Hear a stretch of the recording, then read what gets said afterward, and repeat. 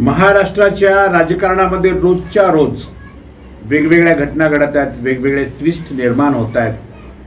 कोण आपला पक्ष सोडतोय, कुणाला पक्षातून काढून टाकतोय, कोण सोयीसाठी दुसरा पक्ष जॉईन करतोय. एकाचा नवरा भारतीय जनता पार्टीमध्ये, तर बायको राष्ट्रवादी काँग्रेस अजित पवारांच्या गटामध्ये, अशा अनेक गोष्टी महाराष्ट्रामध्ये होत आहेत. परंतु बीड जिल्ह्यामध्ये आज शरद पवारांनी आपल्या पक्षाच्या वतीने म्हणजे शरद पवार गटाच्या वतीने बजरंग सोनवणे यांना पुन्हा उमेदवारी दिलेली आहे. आपण हे जाणताच की बजरंग सोनवणे हे 2019च्या निवडणुकीमध्ये एकत्रित राष्ट्रवादीचे उमेदवार बीडला होते आणि त्यांनी बीडच्या तत्कालीन भाजपाच्या उमेदवार प्रीतम मुंडे यांच्यावरून जोरदार फाईट दिलेली होती. त्यामुळे या वर्षीच्या 2024च्या निवडणुकीमध्ये बीड जिल्ह्यामध्ये नेमकं काय घडेल यावर आता चर्चा सुरू झालेली होती किंवा महाराष्ट्राचं लक्ष पूर्णपणे बीड जिल्ह्याकडे लागून होतं. परंतु आज शरद पवारांनी बजरंग सोनवणे यांना पुन्हा उमेदवारी दिली. शरद पवारांच्या मनामध्ये नेमकं काय आहे, बीड जिल्ह्याची नेमकी काय अवस्था आहे, बजरंग सोनवणे बीड जिल्ह्याचा गड जिंकतील काय, या विषयावर आज आपण बोलणार आहोत.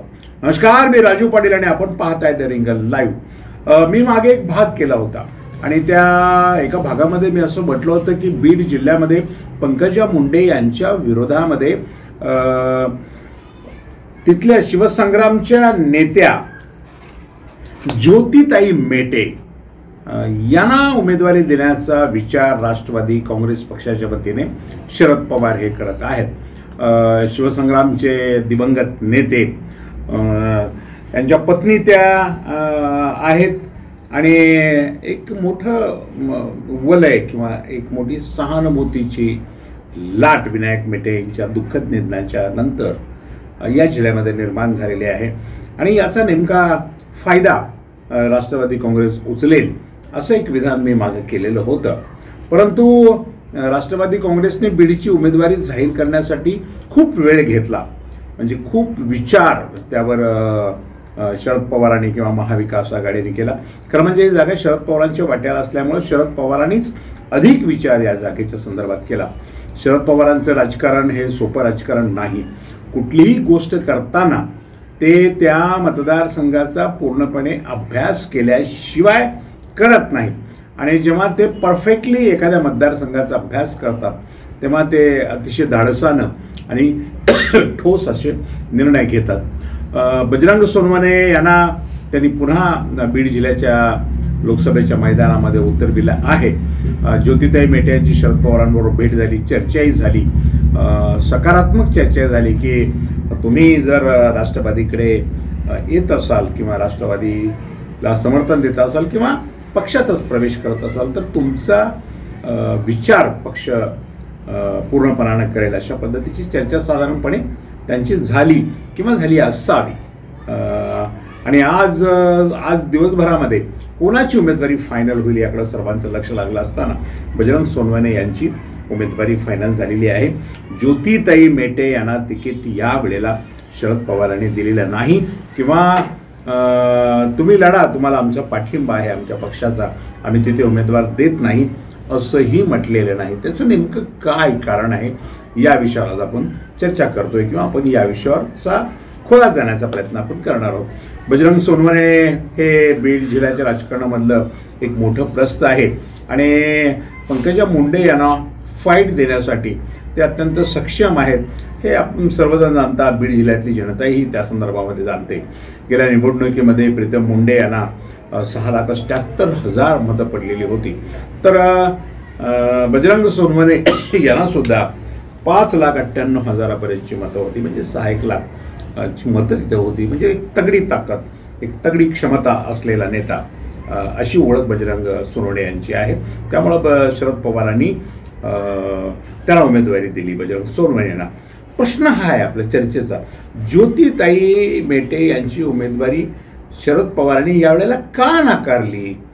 खरं म्हणजे तिथं त्यांच्या डोक्यामध्ये सुरुवातीच्या काळामध्ये किंवा राष्ट्रवादीच्या डोक्यामध्ये तसा विचार होता, तशी चर्चा राष्ट्रवादीच्या आतल्या गोटामध्ये सातत्याने सुरू होती, पण ही का ऐन वेळेला बदलली गेली हा मुद्दा अत्यंत महत्त्वाचा आहे. आणि आपण जेव्हा या प्रकरणाचा अभ्यास करतो किंवा खोलात जाण्याचा प्रयत्न करतो किंवा काही आतल्या गोष्टी काढून रिंगणच्या प्रेक्षकांपर्यंत पोहोचवण्याचा प्रयत्न करतो, ती आतली गोष्ट ही आहे की आपण सगळेजण जाणता, महाराष्ट्र जाणतो की स्वर्गीय विनायक मेटे यांचे आणि देवेंद्र फडणवीसांचे अत्यंत मधुर संबंध होते. शिवसंग्राम हा महायुती बरोबर होता, म्हणजे भारतीय जनता पार्टी बरोबर त्यांचा पक्षही होता आणि त्यांचे खूप सलोख्याचे संबंध आहेत. अशा वेळेला नेमकं देवेंद्र फडणवीसांचे ज्या परिवाराशी, ज्या संघटनेशी, ज्या व्यक्तींशी अत्यंत घनिष्ठ संबंध आहेत किंवा पूर्वी होते, अशा वेळेला रिस्क नको, म्हणजे काय नेमकी ऐन वेळेला काही रिस्क घ्यायला नको, राजकारणात कधी काहीही होऊ शकतं, म्हणून ज्योतिताईची उमेदवारी नाकारली असावी का, अशी चर्चा आता राज्याच्या राजकारणामध्ये सुरू झालेली आहे. हा एक भाग म्हणजे देवेंद्र फडणवीसांबरोबर असलेले मेटे परिवाराचे मधुर संबंध हे या वेळच्या उमेदवारीसाठी अडचणीचे ठरले असावेत किंवा आहेत, असं मंथन राज्यामध्ये सुरू झालेलं आहे. दुसरी महत्त्वाची गोष्ट म्हणजे बजरंग सोनवणे यांच्याकडं यंत्रणा आहे पूर्णपणे, म्हणजे शेवटच्या बूथपर्यंत राजकारणामध्ये ज्या ज्या गोष्टी काही आवश्यक असतात, केवळ निवडणूक लढवण्याची इच्छाच महत्त्वाची नसते, केवळ राजकारणामध्ये प्रवेश करून लोकांची सेवा करण्याची भावनाच महत्त्वाची नसते, तर आजच्या राजकारणामध्ये 2024च्या या बदलत्या काळाच्या राजकारणामध्ये ज्या गोष्टी आवश्यक आहेत निवडणुकीसाठी, त्या गोष्टी ज्योतिताईंपेक्षा बजरंग सोनवणे यांच्याकडे जास्त आहेत किंवा खूप मोठ्या प्रमाणामध्ये आहेत.